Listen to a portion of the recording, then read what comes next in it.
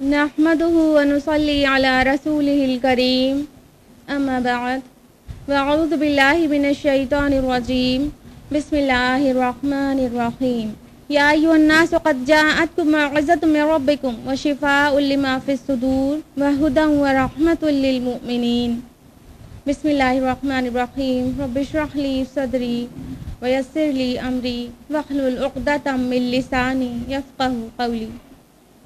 عزیزی سامعات، السلام علیکم ورحمۃ اللہ وبرکاتہ.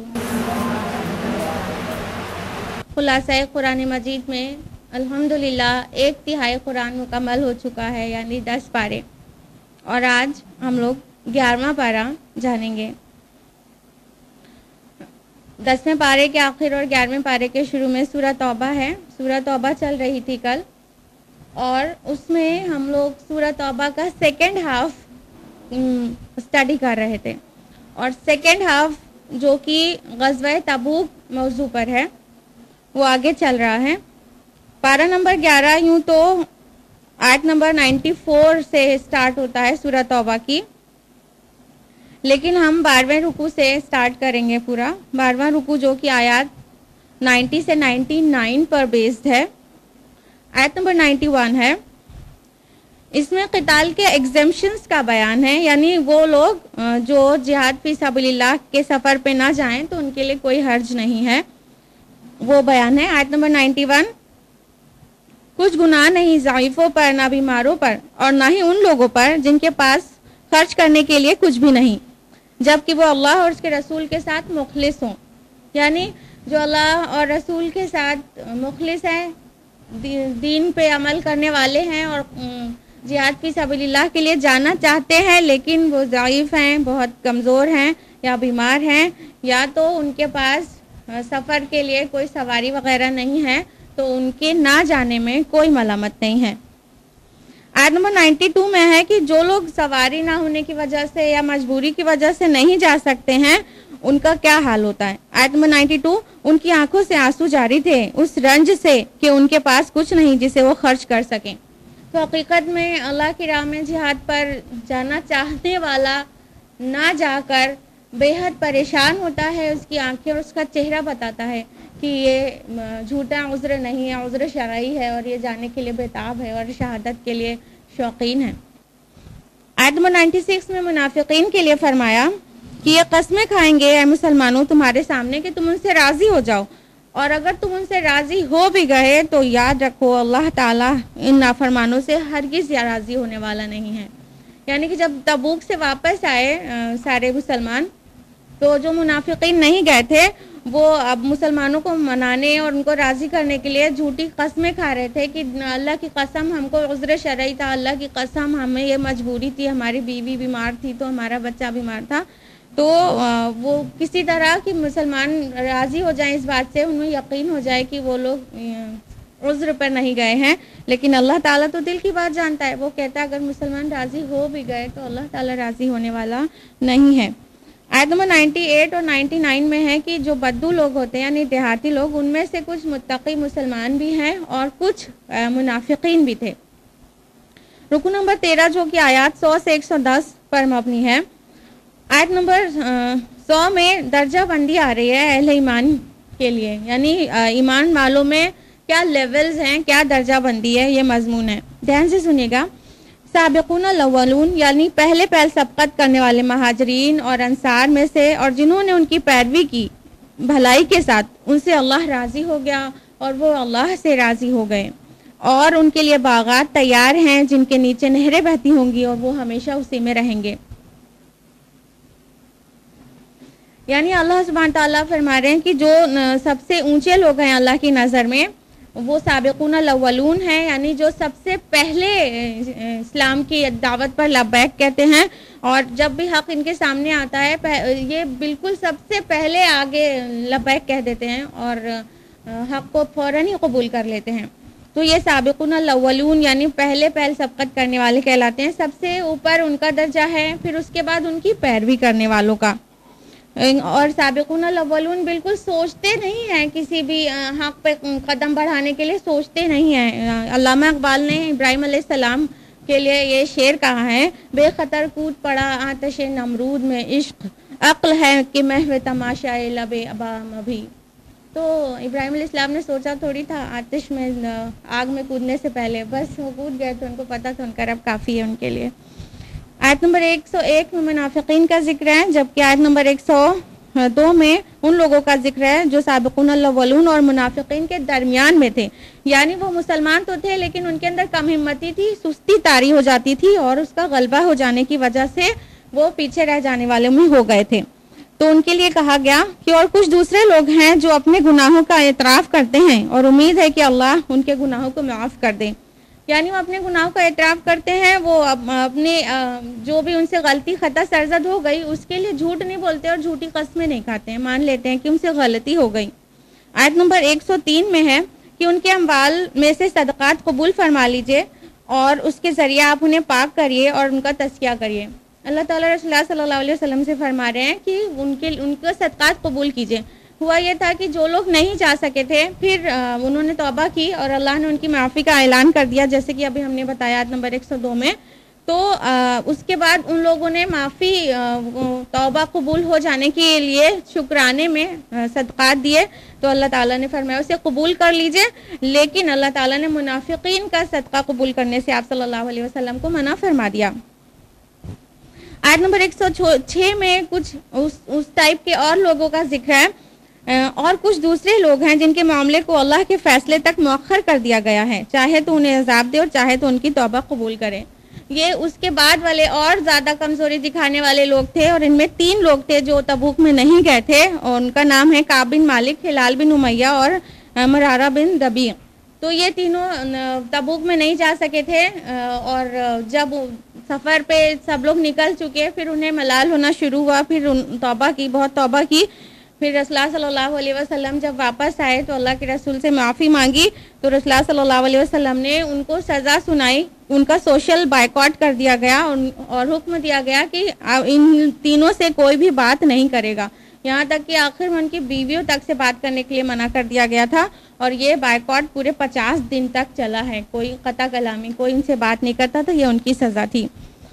اس کے بعد آیت نمبر 107 سے 110 کے درمیان مسجد زرار کا تذکرہ ہے۔ یہ مسجد منافقین نے قباء کی مسجد کے نزدیک ہی بنائی تھی، اور اس کے پیچھے ابو عامر راہب کا ہاتھ تھا، اور یہ ایک مرکز تھی منافقین کا، تاکہ وہاں پر مسلمانوں کے خلاف سازشیں کر سکیں، پلاننگز کر سکیں۔ اور منافقین نے آپ صلی اللہ علیہ وسلم سے بھی درخواست کی تھی کہ چل کے اس کا انوگریشن کر دیجئے، آپ پہلی نماز آپ پڑھا دیجئے، تو اللہ کے رسول صلی اللہ علیہ وسلم نے ٹال دیا کہ ابھی تو تبوک کے لیے مصروف ہیں۔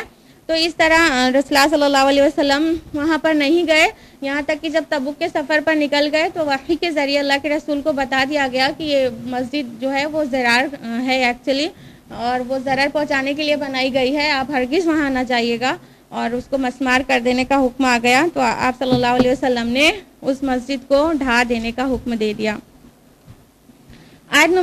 رکو نمبر 14 جو کہ آیات 111 سے 118 پر بیسڈ ہے، اس میں 2 بہت اہم آیات ہیں اگرچہ ہم سمجھیں۔ آیت نمبر 111 میں ہے، یقیناً اللہ نے خرید لیا اہل ایمان سے ان کی جانیں بھی اور ان کے مال بھی اس قیمت پر کہ ان کے لیے جنت ہے۔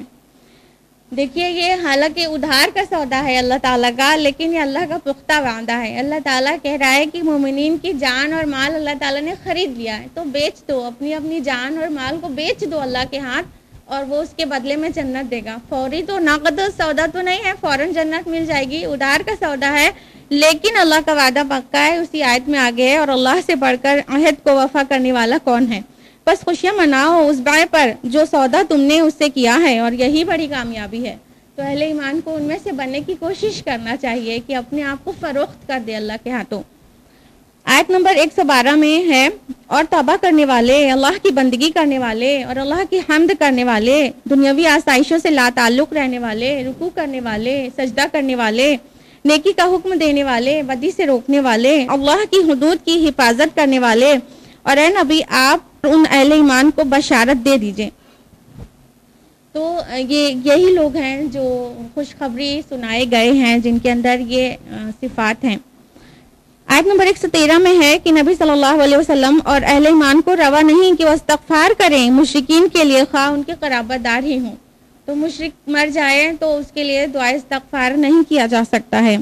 آیت نمبر 117 اور 18 میں ہے کہ جن مسلمانوں کے دل میں بشری کمزوری کے تحت کچھ کجی آنے لگی تھی، ان کی قبول توبہ کا اعلان کر دیا اللہ تعالیٰ نے. یہی جو 3 اصحاب تھے اور جو بشری کمزوری کے تحت تبوک میں نہیں جانا چاہ رہے تھے، ان کے لیے اللہ تعالیٰ نے توبہ کا اعلان کر دیا. جب یہ آیت نازل ہوئی تو پھر وہ تینوں اصحاب کے لیے اللہ کے رسول نے جو بھی سزا سنائی تھی اس کو روک دیا. رکو نمبر 15 آیات 119 سے 122 پر مشتمل ہے. آیت نمبر 119 ہے، اے اہل ایمان، اللہ کا تقوی اختیار کرو اور سچے لوگوں کا ساتھ اختیار کرو. گویا جماعت میں رہنے کا حکم دیا جا رہا ہے کہ جماعت میں رہو اور اچھے لوگ یعنی اہل ایمان کے ساتھ جماعت بناؤ. آیت نمبر 120 سے 122 کا موضوع ہے کہ مدینہ سے باہر جو دیہاتی لوگ رہتے تھے دیہاتی علاقوں میں، ان کو رسول اللہ صلی اللہ علیہ وسلم کا ساتھ بہت زیادہ میسر نہیں آ سکا تھا، تو ان کی اچھی طرح سے تربیت نہیں ہو سکی تھی. تو ان کے اندر علم دین کی کمی تھی، فہم کی کمی تھی، جس کی وجہ سے وہ پیچھے رہ جانے والوں میں ہو گئے. وہ آگے مسلمانوں میں اچھا ریسپانس نہیں دیتے تھے. تو ان کے لیے سولوشن بتایا جا رہا ہے اس آیت میں کہ کیوں نہ ان کا ایک گروہ آیا کہ دین کا فہم حاصل کرتا رسول اللہ کی صحبت میں اور پلٹ کر اپنے لوگوں کو سکھاتا. یہ ایک باقاعدہ نظام کی ہدایت دی جا رہی ہے کہ اگر رورل ایریاز میں دین کے مرکز نہیں ہیں، اچھی ایجوکیشن نہیں ہے، اچھی تربیت نہیں ہے، عمدہ مزکی نہیں ہے، تو ان کو چل کر شہر میں آنا چاہیے اور وہاں پہ سے سیکھ کر ان کے جو اصحاب ایسے ہیں جن کو اللہ نے عقل سے نوازا ہے، علم سے نوازا ہے، وہ آئیں شہر میں اور جہاں پر وہاں دین کا مرکز ہے وہاں سے علم حاصل کریں اور پلٹ کر جائیں اپنے پھر گاؤں کے ایریا میں، دیہاتی ایریا میں اس علم کو عام کریں. یہ سولوشن نہ صرف کل کے لیے بتایا گیا کہ مدینہ کے باہر جو بدو رہتے تھے وہ فائدہ اٹھائیں، بلکہ آف کورس یہ ہمارے لیے بھی اپلیکیبل ہے. رکو نمبر 16 جو کہ آیات 123 سے 129 پر مشتمل ہے. آیت نمبر 123 ہے، اے اہل ایمان، جنگ کرو ان کافروں سے جو تم سے قریب ہیں اور وہ تمہارے اندر سختی پائیں. یعنی کہ اس حکم میں اشارہ ہے کہ رسول اللہ صلی اللہ علیہ وسلم کی جو دعوت ہے وہ انٹرنیشنل ہے، تو اس لیے اسلامی حکومت کو چاہیے کہ وہ اپنی سرحدوں کو بڑھاتا جائے اور سرحد پر بسنے والے کفار کے ساتھ جنگ کیا جائے، یہاں تک کہ اسلامی حکومت کی سرحدیں بڑھتی جائیں اور دین کل کا کل اللہ کا ہی ہو جائے. آیت نمبر 124 اور 125 میں ہے کہ قرآن کے نزول سے ایمان والوں کا ایمان میں اور اضافہ ہو جاتا ہے اور منافقین کے نفاق میں اور اضافہ ہو جاتا ہے. آیت نمبر 128 سے رسول اللہ صلی اللہ علیہ وسلم کی فکر، محبت اور رحمت کا پتہ چلتا ہے کہ آپ صلی اللہ علیہ وسلم کو اپنی امت کی کتنی فکر تھی. آیت نمبر 128 ہے، آ چکا تمہارے پاس تمہیں میں سے ایک رسول، بہت بھاری گزرتی ہے آپ پر تمہاری تکلیف، تمہارے حق میں بھلائی کے بہت حریص ہیں اور اہل ایمان کے لیے شفیق اور رحیم ہیں. یعنی رسول اللہ صلی اللہ علیہ وسلم چاہتے تھے کہ جو سبھی لوگ ایمان لے آئیں، جو منافق ہیں وہ ایسی حرکتیں کرنا چھوڑ دیں، سب لوگ ایمان کیوں نہ لے آئیں، اور بہت زیادہ اس بات کے لیے فکر مند رہتے تھے. تو اللہ تعالیٰ نے آپ کی فکر کو قرآن میں اتار دیا. آیت نمبر 129 میں ہے، فَإِن تَوَلَّوْا فَقُلْ حَسْبِيَ اللَّهُ لَا إِلَٰهَ إِلَّا هُوَ. پھر اگر یہ روگردانی کریں تو اے نبی کہہ دیجئے میرے لیے تو اللہ کافی ہے اور اس کے سوا کوئی معبود نہیں. علیہ توکلت وہو رب العرش العظیم، میں نے تو اسی پر بھروسہ کیا اور بہت بڑے عرش کا مالک ہے بے شک و شبہ. اس آیت کے ساتھ ہی سورہ توبہ مکمل ہوتی ہے الحمدللہ. اور اب ہم لوگ اگلی سورہ جانیں گے اور وہ ہے سورہ یونس. سورہ یونس سورہ نمبر 10 ہے مصحف میں، اس میں 11 رکوع اور 109 آیات ہیں. اور اس سورہ کا نام سورہ یونس اس لیے ہے کیونکہ آیت نمبر 98 میں اشارتاً یونس علیہ السلام کا ذکر آیا ہے. حالانکہ اس سورہ کا مرکزی موضوع یونس علیہ السلام کا واقعہ نہیں ہے. زمانہ نزول کی جہاں تک بات ہے تو اس سورہ کے مضمون کو دیکھ کر ایسا پتہ چلتا ہے کہ قیام مکہ کے آخری دور میں نازل شدہ سورہ ہے، جب مخالفین نے آپ صلی اللہ علیہ وسلم کی دعوت کے خلاف بہت زیادہ شدت پسندی اختیار کر لی تھی اور رسول اللہ صلی اللہ علیہ وسلم کو اور صحابہ کو بہت زیادہ ٹارچر کیا جا رہا تھا. اس پارے سے یعنی 11ویں پارے سے لے کر 18ویں پارے تک سورہ مؤمنون تک 14 مکی صورتوں کا ایک طویل سلسلہ ہے. ابھی تک ہم لوگ 2 3 دیکھتے آ رہے تھے، لیکن اب 14 مکی صورتیں ایک ساتھ ہیں، اور سورہ یونس سورہ ہود کے ساتھ جوڑے کی شکل میں ہے. اور اس میں جو ریلیشن ہے سورہ یونس اور سورہ ہود کا، سورہ ہود اس کے بعد والی سورہ ہے، دونوں میں جو ریلیشن ہے وہ وہی ہے جو سورہ انعام اور سورہ اعراف میں ہم لوگ جان چکے ہیں. سورہ یونس میں تذکیر بآلاء اللہ پر زور ہے، تو سورہ ہود میں تذکیر بایام اللہ پر زور دیا گیا ہے. سورہ یونس کے 11 رکوع میں سے صرف 2 رکوع ایسے ہیں جو رسولوں کے قصص پر مشتمل ہیں، اور بقیہ پوری صورت آفاق، انفس اور فطرت کی شہادتوں سے توحید، رسالت اور آخرت کی اوپر دعوت دیتی ہے. تو سورہ ہود کے 10 رکوع میں سے 7 رکوع رسولوں کے حالات پر اور ان کی قوموں پر عذاب کی تفاصیل بیان ہوئی ہے، اور صرف 3 رکوع میں اصولی مباحث وارد ہوئے ہیں. یعنی ایک جگہ تذکیر بآلاء اللہ شارٹ میں ہے، تذکیر بایام اللہ بڑا ہے، اور دوسری جگہ اس کا بالکل برعکس ہے. اولو العزم رسولوں کا جو تذکرہ کیا جاتا ہے اس کی 2 وجوہات ہیں موٹی موٹی. ایک تو یہ کہ مشرکین کو خبردار کر دیا جائے کہ تمہارے درمیان بھی اب رسول آ چکا ہے، جیسے ان قوموں کے درمیان آیا تھا، انہوں نے جھٹلایا تو ان پر اللہ کا عذاب آ گیا، اگر تم بھی جھٹلاؤ گے تم پر بھی اللہ کا عذاب آ سکتا ہے.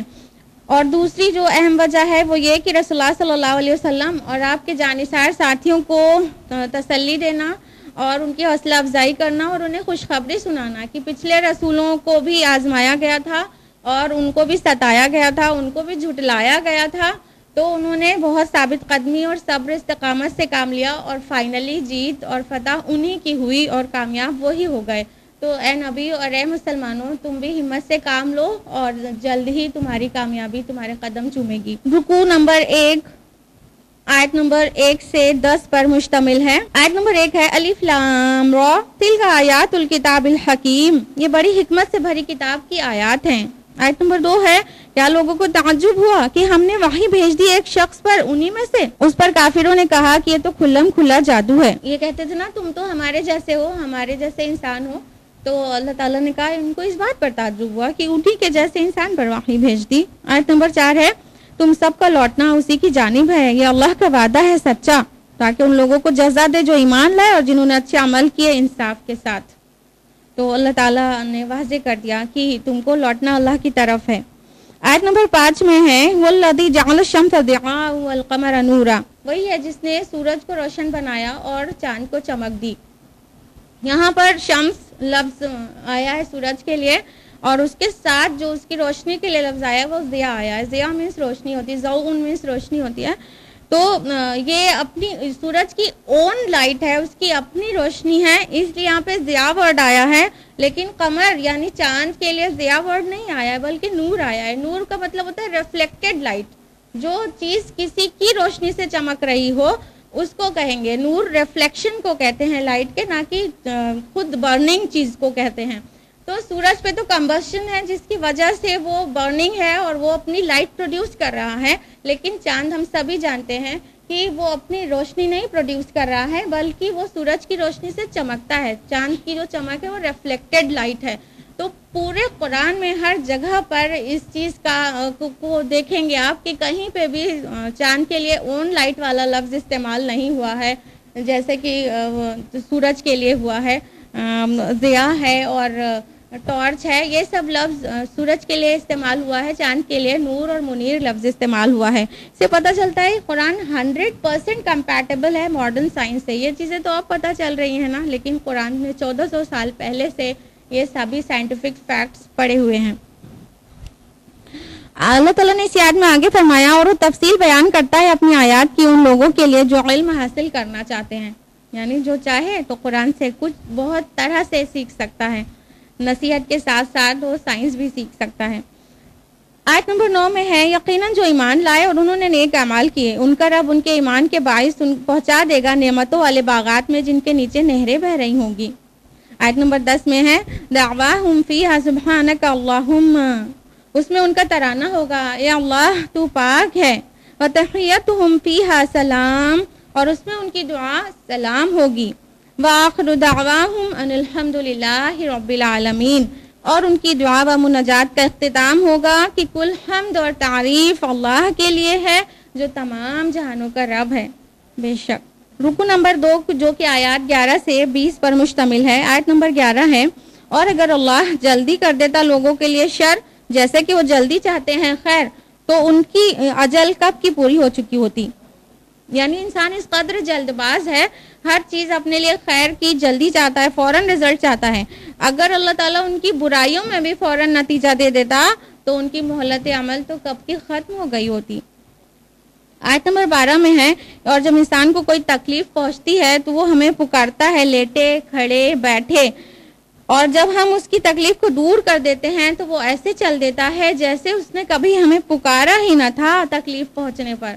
یہ کتنا عام ہے بتائیے ہمارے اور آپ کے درمیان بھی، ہاں کس قدر عام ہے کہ جب ہم مشکل میں ہوتے ہیں تو اللہ تعالیٰ کا اتنا ذکر کرتے، اتنا یاد کرتے، اتنا گڑ گڑاتے ہیں، اور جب اللہ تعالیٰ مشکل کو دور کر دیتا ہے تو ہم ایسا بھول جاتے ہیں رب کو اور اپنی آسائشوں میں ایسا بزی ہو جاتے ہیں جیسے ہم نے تکلیف میں کبھی نہیں بلایا تھا اللہ کو اور اس نے تکلیف نہ دور کی ہو جیسے۔ تو یہ کتنی ہم لوگوں کے سماج میں جو غفلت ہے اس سے کتنی کمپیٹیبل ہے یہ آیات کی، ابھی بھی یہی سب تو ہوتا ہے، بالکل غافل ہے انسان اپنی آسائشوں میں۔ آیت نمبر 15 ہے، اور جب ان کو پڑھ کر سنائی جاتی ہے ہماری روشن آیات تو کہتے ہیں وہ لوگ جو ہم سے ملاقات کے امیدوار نہیں ہیں کہ اے محمد اس کے علاوہ کوئی اور قرآن پیش کریں یا کوئی ترمیم کریں اس میں۔ اوہو، مشرکین مکہ رسول اللہ سے یہ ڈیمانڈ کرتے تھے، یہ قرآن تو بہت ریجڈ ہے، آپ اس میں کچھ کمپرومائز کریے، کچھ مصالحت اختیار کیجئے، کچھ چینجز کیجئے، یا تو کچھ اس کی ریجڈیٹی کم کر کے فلیکسیبل کیجئے۔ تو اللہ تعالیٰ کا جواب آیا، کہہ دیجئے کہ میرے لیے بالکل ممکن نہیں ہے کہ میں اس میں اپنی طرف سے کوئی تبدیلی کر لوں، میں تو پیروی کرتا ہوں اس کی جو میری طرف وحی کیا جا رہا ہے۔ یعنی اللہ کے رسول کو بھی یہ اختیار نہیں تھا کہ قرآن میں کوئی ترمیم اور تبدیلی کر لیں۔ آیت نمبر 18 میں شرک کی مذمت بیان ہوئی ہے، اور آیت نمبر 19 میں ہے، اور نہیں تھے لوگ مگر ایک ہی امت، پھر انہوں نے اختلاف کیا۔ آدم علیہ السلام سے جو نسل چلی آ رہی ہے تب سے لوگ ایک ہی امت تھے، اللہ تعالیٰ نے تو ایک ہی دین پر لوگوں کو پیدا کیا تھا، لیکن وہ اور نظریاتی اعتبار سے بھی ایک ہی تھے، لیکن اب آپس کے اختلافات نے اتنے سارے ادیان، اتنے سارے مذاہب پیدا کر دیے۔ آیت نمبر 20 ہے، اور وہ کہتے ہیں کیوں نہ اتاری گئی کوئی نشانی یعنی معجزہ اس پر اس کے رب کی طرف سے۔ آپ کہہ دیجئے غیب کا علم تو بس اللہ کو ہے، پس انتظار کرو، میں بھی تمہارے ساتھ انتظار کر رہا ہوں۔ یہاں پہ پھر وہی معجزے کی ڈیمانڈ کا جواب دیا گیا ہے۔ رکو نمبر 3 جو کہ آیات 21 سے 30 پر بیسڈ ہے۔ آیت نمبر 21 سے 24 میں وضاحت ہے کہ اللہ تعالیٰ لوگوں پر تکلیف ڈالتا ہے اور مصائب میں مبتلا کرتا ہے تاکہ وہ رجوع کریں، گڑ گڑائیں اور حق کو قبول کریں، لیکن جیسے ہی ان سے مصیبت کو ہٹا دیتا ہے تو وہ بغاوت کرنے لگتے ہیں اور ناحق پر عمل کرنے لگتے ہیں، لیکن ان کی بغاوت کا وبال انہی کے اوپر ہے۔ اور اس چیز کی مثال اللہ تعالیٰ نے ایک کھیتی سے دی کہ جیسے ایک کھیتی ہو خوب لہلہانے لگتی ہو تو اس کا مالک سمجھتا ہے کہ اب میں اس پر قادر ہوں، میں اس کو کاٹوں گا اور مالا مال ہو جاؤں گا، لیکن اس سے پہلے اللہ تعالیٰ اس پر عذاب بھیج دیتا ہے اور وہ چورا چورا ہو جاتی ہے۔ اسی طرح وہ ان کی مثال ہے جو اللہ سے غافل ہیں، اللہ تعالیٰ میں مصائب ڈالتا ہے پھر بھی ان کی آنکھیں نہیں کھلتی ہیں۔ آیت نمبر 24 میں ہے کذالک نفصل الآیات لقوم یتفکرون، اور اسی طرح ہم اپنی آیات کو کھولتے ہیں، واضح کرتے ہیں تاکہ غور و فکر کریں لوگ، ان لوگوں کے لیے جو غور و فکر کرنے والے ہیں۔ آیت نمبر 25 سے 27 میں ہے کہ جو لوگ احسان کی روش اختیار کریں گے روز قیامت ان کے چہروں پر نہ ہی سیاہی ہوگی نہ ہی ذلت ہوگی، لیکن جن لوگوں نے برائیاں کمائی ہیں ان پر ذلت چھا رہی ہوگی اور ان کے چہروں پر تاریک رات کے ٹکڑے اڑا دیے گئے ہوں جیسے۔ عمل پہ ہی پورا دار و مدار ہے، روز قیامت جب انسان اٹھے گا اس کی اپیئرنس بتا دے گا کہ یہ نیک ہے کہ بد ہے، تو گناہگار کے لیے کہا ان کے چہروں پر ذلت چھا رہی ہوگی اور سیاہی ایسی چھا رہی ہوگی تاریک دم اندھیری رات کے ٹکڑے اڑا دیے گئے ہوں۔ آیت نمبر 28 اور 29 میں ہے کہ جن لوگوں نے شرک کیا روز قیامت وہ ان کے شرکا ان کو پہچاننے سے انکار کر دیں گے اور کہیں گے کہ ہم نے تو نہیں کہا تھا تم ہماری عبادت کرو، ہم تو تمہاری عبادت سے بالکل ہی بے خبر ہیں۔ آیت نمبر 30 میں ہے اس وقت ہر جان کو پتہ چل جائے گا کہ اس نے آگے کیا بھیجا تھا۔ رکو نمبر 4 جو کہ آیات 31 سے 40 پر مشتمل ہے۔ آیت نمبر 31 ہے ان سے پوچھیے کون ہے جو تمہیں رزق پہنچاتا ہے آسمان اور زمین سے، اور کون ہے جس کے قبضے قدرت میں ہے تمہاری آنکھیں اور کان، اور کون ہے جو نکالتا ہے زندہ کو مردہ سے اور مردہ کو زندہ سے، اور کون ہے جو کائنات کی تدبیریں کر رہا ہے۔ تو وہ ضرور کہیں گے اللہ۔ تو کہیے پھر ڈرتے نہیں، وہی تو ہے تمہارا رب اللہ، تمہارا رب حقیقی۔ تو حق کے بعد اور کیا رہ گیا بچ اس گمراہی کے، کہاں پھیرے جا رہے ہو۔ آیت نمبر 33 سے 35 میں ہے کہ جب پیدا کرنا اللہ کا کام ہے، رہنمائی کرنا بھی اللہ کا کام ہے، تو کون زیادہ مستحق ہے کہ اس کی پیروی کی جائے۔ یہ ایک ٹائپ کا سرچنگ کویسچن دے کے انسان کو چھوڑا جا رہا ہے تاکہ لاجک سے وہ توحید کو پالے۔ آیت نمبر 37 میں ہے یہ قرآن کسی بھی شک و شبہ سے پاک ہے اور اللہ رب العالمین کی طرف سے نازل ہوا ہے۔ رکو نمبر 5 جو کہ آیات 41 سے 53 پر مشتمل ہے۔ آیت نمبر 41 ہے اور اگر یہ آپ کو جھٹلا دیں تو آپ کہیے میرے لیے میرا عمل ہے اور تمہارے لیے تمہارا عمل ہے۔ ہر حد تک دعوت پہنچا دینے کے بعد اس کے علاوہ اور کیا کہا جا سکتا ہے۔ آیت نمبر 42 اور 43 میں ہے کہ اے نبی نہ آپ بہروں کو سنا سکتے ہیں اور نہ اندھوں کو ہدایت پہ لا سکتے ہیں، مطلب آپ کو تسلی دی جا رہی ہے کہ آپ پریشان مت ہوئیے، یہ اندھے اور بہرے لوگ ہیں۔ آیت نمبر 45 میں ہے اور جس دن وہ انہیں جمع کرے گا تو وہ محسوس کریں گے جیسے نہیں رہے مگر دن کی ایک گھڑی۔ بتائیے کہ روز آخرت اس بات کا احساس ہر انسان کرنے والا ہے کہ دنیا میں گھڑی دو گھڑی رہے ہیں، تو کیوں یہاں کے لیے اتنا بے چین ہونا، کیوں ایک دوسرے کے لیے ایک دوسرے کی سے حرص کرنا اور ایک دوسرے سے حسد کرنا۔ جب گھڑی دو گھڑی رہنا ہے تو بہت تقویٰ کے ساتھ گزار لو اور عیش کی زندگی آخرت میں ملے گی انشاءاللہ۔ آیت نمبر 48 سے 52 کے درمیان ہے کہ کفار مکہ نبی صلی اللہ علیہ وسلم سے پوچھتے تھے کہ جس عذاب سے آپ ہم کو ڈرا رہے ہیں وہ آتا کیوں نہیں، وہ کب آئے گا؟ تو اللہ تعالیٰ نے جواب دیا ہر امت کے لیے ایک وقت معین ہے، یعنی جب وہ آ جائے گا تو گھڑی بھر نہیں کھسکے گا اور اس وقت تمہارا ایمان لانا بھی کوئی فائدے مند نہیں ہوگا۔ رکو نمبر 6 ہے آیت نمبر 54 سے 60 پر مشتمل۔ آیت نمبر 54 سے 56 تک میں ہے کہ اگر گناہ گاروں کے پاس زمین کی ساری دولت ہو تو وہ دے ڈالے اپنے آپ کو عذاب سے بچانے کے لیے۔ آگاہ ہو جاؤ زمین اور آسمان کی ملکیت اللہ ہی کی ہے، اللہ کا وعدہ حق ہے، وہی مارتا ہے اور وہی جلاتا ہے۔ تو گناہگار چاہیں گے کہ پوری دنیا کی دولت بھی دے دے اگر اپنے کو بچانے کے لیے، تو دینے کے لیے بالکل تیار رہے گا۔ اگلی جو 2 آیات ہیں وہ عظمت قرآن کے ضمن میں بہت اہم ہے۔ آیت نمبر 57 ہے یا ایھا الناس قد جاءتکم موعظۃ من ربکم وشفاء لما فی الصدور وہدی ورحمۃ للمؤمنین، کہ اے لوگوں تمہارے رب کی طرف سے ایک چیز آ چکی ہے جو موعظہ ہے، یعنی نرم نصیحت ہے، اور دلوں میں جو بیماری ہے اس کے لیے شفا ہے، اور مومنین کے لیے ہدایت اور رحمت ہے۔ تو اللہ تعالیٰ نے یہ صفات رکھ چھوڑی ہے قرآن مجید میں۔ آگے فرمایا آیت نمبر 58 میں قل بفضل اللہ وبرحمتہ، کہو کہ اللہ کے رحمت اور فضل سے ہے، فبذلک فلیفرحوا، تو اب خوشیاں مناؤ، خوشی سے پھولے نہ سماؤ، ہوا خیر مما یجمعون، یہ ان سب چیزوں سے بہتر ہے جنہیں تم جمع کرتے ہو۔ تو قرآن مجید نے اب قرآن کا نزول کے لیے قرآن کو ہمیں ہمارے پاس ہونے پہ خوشیاں منانے کے لیے جو لفظ استعمال کیا ہے اللہ رب العالمین نے، وہ ہے فَلْيَفْرَحُوا، بس تم خوشیاں مناؤ، اور فرحہ سے بنائے۔ فرحہ کا مطلب ہوتا ہے خوشی سے پھولے نہ سمانا، بالکل پھول جانا، خوشی میں اترا جانا۔ تو ہر چیز میں اتنی خوشی منانا ڈسکریجڈ ہے اسلام میں کہ ایک دم پھول جائے انسان خوشی سے، لیکن قرآن مجید کا ملنا یہ اس چیز کا باعث ہے کہ انسان خوشی سے پھولا نہ سمائے۔ جس چیز کے لیے اور چیزوں میں منع کیا گیا ہے قرآن کے لیے اتنی خوشی منانے کے لیے کہا ہے اللہ رب العالمین نے، اور اس کے لیے کہا ہے کہ وہ خیر مما یجمعون، یہ ان سبھی چیزوں سے بہتر ہے جو تم جمع کرتے ہو، یعنی ہمارے جو گاڑیاں جمع کرنا ہے اور ہمارا کیش جمع کرنا ہے، سونے چاندی کو جمع کرنا ہے اور پراپرٹیز جمع کرنا ہے، چاہے جو چیز کا شوق ہو جمع کرنے کا، تو اللہ تعالیٰ نے کہا یہ ان سبھی چیزوں سے بہتر ہے، یہ قرآن حکیم یہ سب سے بہتر ہے جمع کرنے کے لیے، جو تم کو جمع کرتے ہو اس سے بہتر یہ ہے۔ رکو نمبر 7 آیات 61 سے 70 پر بیسڈ ہے. آیت نمبر 61 ہے اور نہیں غائب ہوتی آپ کے رب سے ذرا برابر کوئی چیز آسمانوں میں اور نہ زمین میں اور نہ ذرے سے کمتر اور نہ اس سے بڑی مگر یہ کہ وہ ایک روشن کتاب میں درج ہے. ایک تو اس آیت میں اللہ تعالیٰ کے علم قدیم کا ذکر ہے کہ اللہ تعالیٰ ہر چیز کو جانتا ہے اور اس کا علم قدیم ہے.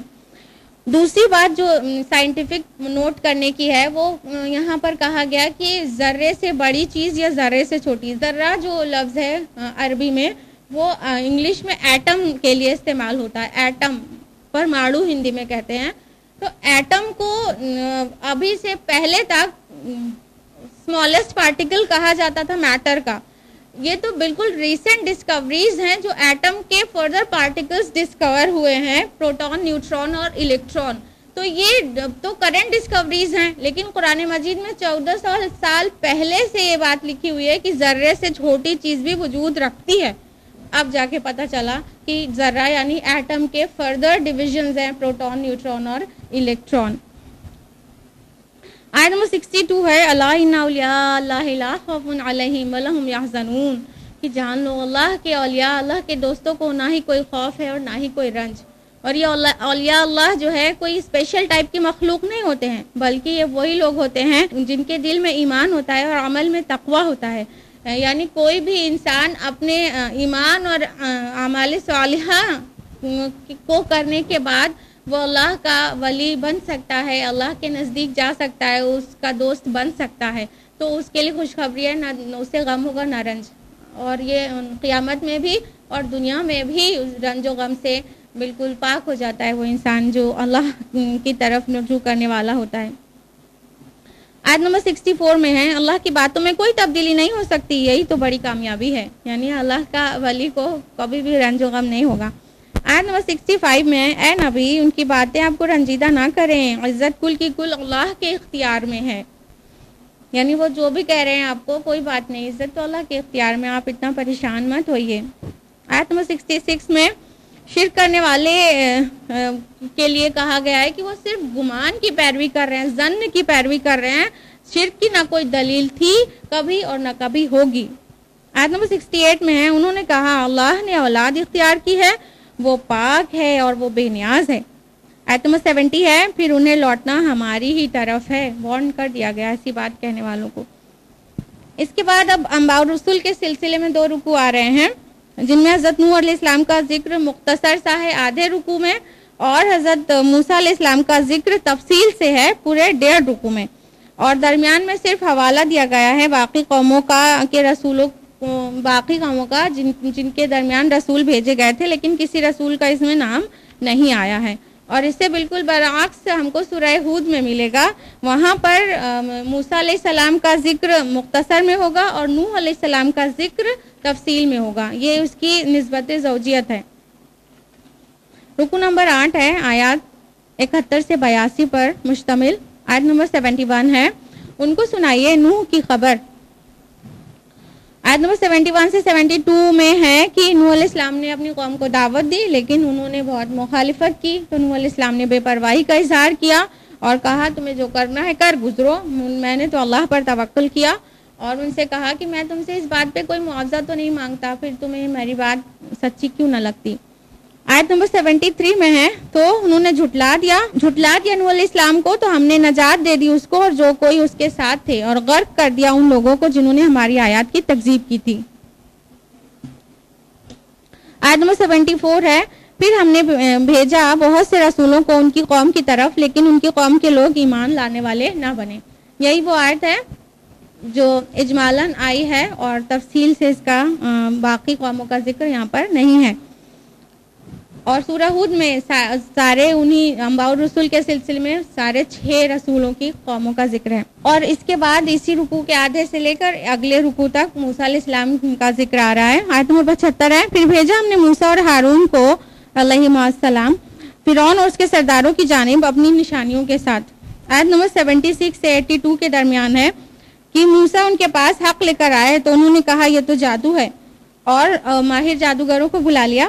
پھر اس کے بعد موسیٰ علیہ السلام نے کہا تم ڈالو, تو انہوں نے ڈالا جو کچھ ان کو ڈالنا تھا، تو موسیٰ علیہ السلام نے کہا یہ جادو ہے، ابھی اللہ اسے باطل کیے دیتا ہے۔ رکو نمبر 9 جو کہ آیات 83 سے 92 پر بیسڈ ہے۔ آیت نمبر 83 ہے، تو کوئی ایمان نہیں لایا موسیٰ علیہ السلام پر مگر چند نوجوان اس کی قوم سے، ڈرتے ہوئے فرعون اور اس کے سرداروں سے۔ سارے کے سارے بنی اسرائیل بھی ایمان نہیں لے آئے تھے اتنی جلدی، بلکہ موسیٰ علیہ السلام کے اوپر کچھ ان کے بنی اسرائیل قوم سے کچھ لڑکے ایمان لائے، لیکن وہ ڈر رہے تھے فرعون سے اور اس کے سرداروں سے، کیونکہ اتنا ظالم تھا فرعون۔ آیت نمبر 84 میں ہے، اور موسیٰ نے کہا اے میری قوم کے لوگوں، اگر تم اللہ پر ایمان لے آئے ہو تو اب بس اسی پر توکل کرو۔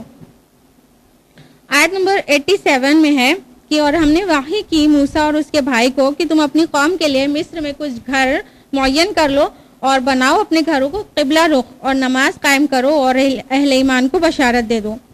یعنی کہ فرعون کے ظلم و ستم کی وجہ سے مسجد تو نہیں بنائی جا سکتی تھی، تو اس لیے اللہ تعالیٰ نے ان کو نمازیں پڑھنے کا حکم دیا اپنے گھروں کے اندر، اور گھر کو کہا قبلہ رخ بناؤ اور گھروں کو ہی مسجد بنا لو، گھر میں ہی نماز ادا کرو۔ اس آیت سے نماز کی اہمیت کا پتہ چلتا ہے۔ ایک تو یہ کہ دیگر انبیاء اور رسول کی قوم پر بھی نمازیں فرض تھیں، دوسری بات یہ کہ چاہے جتنے ظلم و ستم کا دور ہو پھر بھی نماز پڑھنے سے باز مت آؤ، کیسے بھی کہاں بھی چھپ چھپا کر، لیکن نماز ادا کرنا ہے تو کرنا ہے۔ ایمان لانے کے بعد جو پہلا فرض آ جاتا ہے ایک مسلمان کے اوپر وہ ہے صلاح۔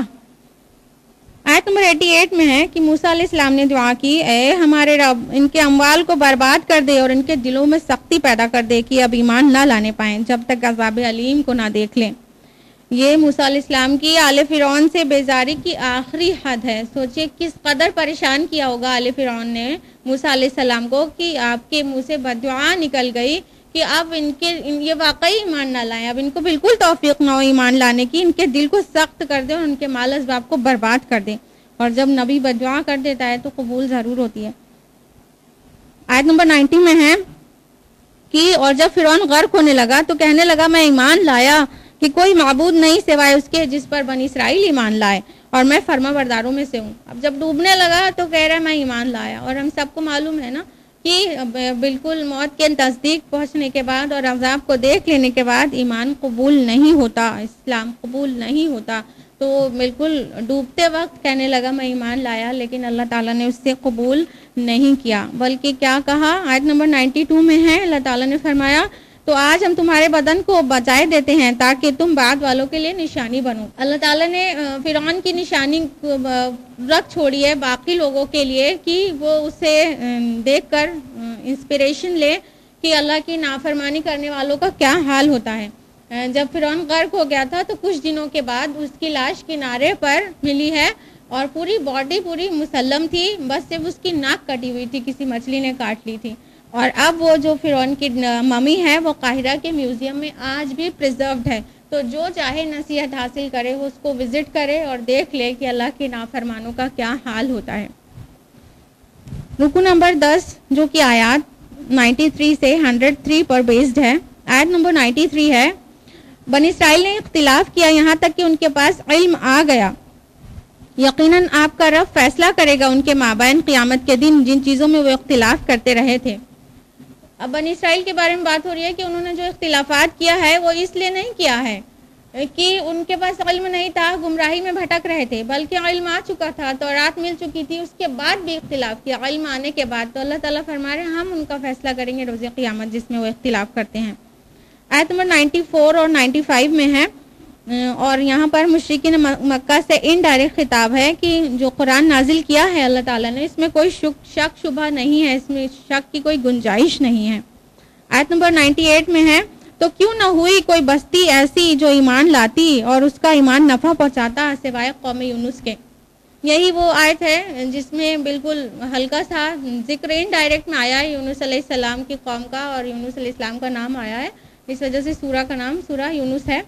اور جس انداز میں یہاں پر اس آیت کو کوٹ کیا گیا ہے وہ کیا تھا اس کا پس منظر کہ یونس علیہ السلام کو اللہ تعالیٰ نے ابھی ہجرت کا باقاعدہ حکم نہیں دیا تھا، ان کے قوم پر عذاب کی ڈیٹ بتا دی تھی، اناؤنسمنٹ بھی ہو گیا تھا، لیکن ابھی یونس علیہ السلام کو اپنی قوم کو چھوڑ کے جانے کا حکم باقاعدہ نہیں آیا تھا ہجرت کا۔ ایسے ہی رسول اللہ صلی اللہ علیہ وسلم کے ساتھ بھی ہوا تھا کہ تمام مسلمان ہجرت کر گئے اور آپ ابھی تک رکے تھے، اور حضرت ابوبکر روز پوچھتے تھے اللہ کے رسول حکم آیا، ہجرت کا حکم آیا؟ تو اس طرح جب تک رسول کو باقاعدہ وحی نہ آ جائے، وحی جلی نہ آ جائے کہ اب ہجرت آپ کر سکتے ہیں، تب تک وہ قوم کو چھوڑ نہیں سکتا ہے۔ تو یونس علیہ السلام جو ہے ان سے اتنا بیزار ہو گئے تھے کہ ان کو ٹائم سے پہلے چھوڑ کر نکل گئے، اور جب ٹائم سے پہلے انہوں نے چھوڑ دیا اور قوم کو اپنی جگہ، پھر اس کے بعد یونس علیہ السلام کے ساتھ کیا ہوا وہ سب آپ لوگوں کو پتہ ہوگا۔ ادھر ان کی قوم نینوا جو تھی وہ عذاب کے آثار دیکھ کر گھبرا گئی اور پھر توبہ کرنے لگی، خوب توبہ، اجتماعی توبہ ہوئی، خوب توبہ ہوئی، یہاں تک کہ اللہ تعالیٰ نے ان کی توبہ قبول کر لی۔ یہ بالکل ایکسیپشنل کیس ہے جہاں پر عذاب کے آثار آنے کے بعد قبول توبہ ہے، اسی لیے یہاں پہ سوائے قوم یونس کہا گیا۔ تو کیونکہ یونس علیہ السلام سے اتنی سی لغزش ہو گئی تھی نا کہ وہ ٹائم سے پہلے قوم کو چھوڑ کر گئے تھے، اس لیے ان کی قوم کو اس کا بینیفٹ مل گیا اور ان کی توبہ عذاب کے ظاہر ہونے کے بعد قبول ہو گئی۔ آیت نمبر 99 میں ہے، اور اے نبی اگر آپ کا رب چاہتا تو زمین میں جتنے لوگ ہیں سب کے سب ایمان لے آتے، یعنی رسول اللہ صلی اللہ علیہ وسلم کی یہی خواہش تھی نا کہ سب ایمان لے آئیں، سب اسلام قبول کر لیں، کوئی کیوں آگ میں جائے۔ تو اللہ تعالیٰ نے کہا کہ اگر آپ کا رب چاہتا تو خیر سبھی ایمان لے آتے، لیکن اللہ تعالیٰ کا ایک اصول ہے، ایک سنت ہے، وہ یہ کہ جب کوئی ہٹ دھرمی پہ آمادہ ہو جاتا ہے، کوئی بالکل ضد پہ آمادہ ہو جاتا ہے، تعصب کرنے لگتا ہے، تو اللہ تعالیٰ اس سے ہدایت طلب کر لیتا ہے، ہدایت کی اب گنجائش باقی نہیں چھوڑتا ہے۔ آیت نمبر 102 میں ہے، کہہ دیجئے کہ بس انتظار کرو، میں بھی تمہارے ساتھ انتظار کرنے والوں میں ہوں۔ رکو نمبر 11 جو کہ آیات 104 سے 109 پر بیسڈ ہے، اور یہ آخری رکو ہے، اس لیے بالکل فیصلہ کن انداز میں یہاں پر بات ہو رہی ہے۔ آیت نمبر 104 ہے، اے نبی کہہ دیجئے اے لوگو اگر تمہیں میرے دین کے بارے میں کوئی شک ہے تو میں ہرگز پوچھنے والا نہیں ہوں ان کو جن کو تم پوچھتے ہو اللہ کے سوا، بلکہ میں تو پوچھوں گا اسی کو جس کے قبضے میں تمہاری موت ہے۔ یعنی اللہ کے رسول سے کہا اب آپ دو ٹک ان کو جواب دے دیجئے کہ قرآن کو بہت ریجڈ کہتے ہیں اور کوئی مصالحت اور کمپرومائز کی ڈیمانڈ کرتے ہیں، تو کہہ دیجئے نہ ہی کوئی فلیکسیبلٹی آئے گی اور نہ ہی کوئی کمپرومائز ہوگا، بلکہ جو تم آفرز دے رہے ہو کہ ایک سال تم ہمارے معبودوں کو پوجیے، ایک سال ہم آپ کے معبود کی عبادت کر لیں، تو کہہ دیجئے ہرگز میں آپ کے معبودوں کی عبادت کرنے والا نہیں ہوں، بس میں اسی الہ کی عبادت کروں گا جس سے قبضے میں آپ کی جان ہے اور آپ کی موت ہے۔ آیت نمبر 107 میں ہے کہ اگر اللہ آپ کو کوئی ضرر پہنچائے تو کوئی نہیں اس کو دور کرنے والا سوائے اللہ کے، اور اگر وہ ارادہ کرے بھلائی کا آپ کے ساتھ تو اس کے فضل کو کوئی لوٹانے والا نہیں۔ یعنی اے نبی ساری چیز اللہ کے اختیار میں ہے اور آپ اطمینان رکھیے، اللہ تعالیٰ آپ کی حفاظت کرنے والا ہے۔ آیت نمبر 109 میں ہے جو کہ آخری آیت ہے، اے نبی آپ پیروی کرتے جائیے اس کی جو آپ کی طرف وحی کیا جا رہا ہے اور صبر کیجئے یہاں تک کہ اللہ فیصلہ کر دے، یقیناً وہ سب سے بہتر فیصلہ کرنے والا ہے۔ اس کے ساتھ ہی سورہ یونس مکمل ہوتی ہے، لیکن 11ویں پارے میں ہی سورہ ہود سٹارٹ ہو جاتی ہے، صرف 5 آیات 11ویں پارے میں آتی ہے، تو اس لیے ہم لوگ سورہ ہود کو 12ویں پارے کے ساتھ ہی پورا جانیں گے، 5 آیات 11ویں پارے کی اور پھر 12واں پارہ انشاءاللہ کل۔ آج کے لیے اتنا ہی۔ اللہ سبحانہ و تعالیٰ قرآن مجید کے ذریعے ہماری دنیا اور آخرت دونوں سنوار دے۔ وآخر دعوانا الحمدللہ رب العالمین، والسلام علیکم ورحمۃ اللہ وبرکاتہ۔